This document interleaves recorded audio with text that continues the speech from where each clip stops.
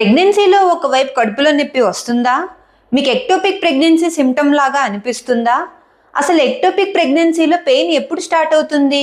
సాధారణంగా ఎక్టోపిక్ ప్రెగ్నెన్సీలో పెయిన్ అనేది 4 నుంచి 12 వారాల లోపు మొదలవుతుంది. ప్రెగ్నెన్సీ ప్రోగ్రెస్ అయ్యే కొద్దీ మీకు lower abdominal pain, pelvic pain ఉండవచ్చు. కానీ ముఖ్యంగా పెయిన్ అనేది ఒక సైడే ఉంటుంది. మీకు షోల్డర్ టిప్ పెయిన్ కూడా ఉండొచ్చు. దాన్ని భుజం దగ్గర పెయిన్ అని అంటారు. ఇక్కడ ఏం జరుగుతుందంటే ఎక్టోపిక్ ప్రెగ్నెన్సీ ఫెలోపియన్ ట్యూబ్లో రప్చర్ అయినప్పుడు ఇంటర్నల్గా బ్లీడింగ్ అయ్యి ఆ బ్లీడింగ్ అన్నది డయాఫ్రమ్ దగ్గర కలెక్ట్ అవ్వటం వలన డయాఫ్రమ్ ఇరిటేషన్ వల్ల మీకు భుజం దగ్గర నొప్పి వస్తుంది. ఇది ఉందంటే చాలా ఇంపార్టెంట్ వార్నింగ్ సైన్. ఎమర్జెన్సీగా మీ గైనకాలజిస్ట్ మీరు కలవాలి.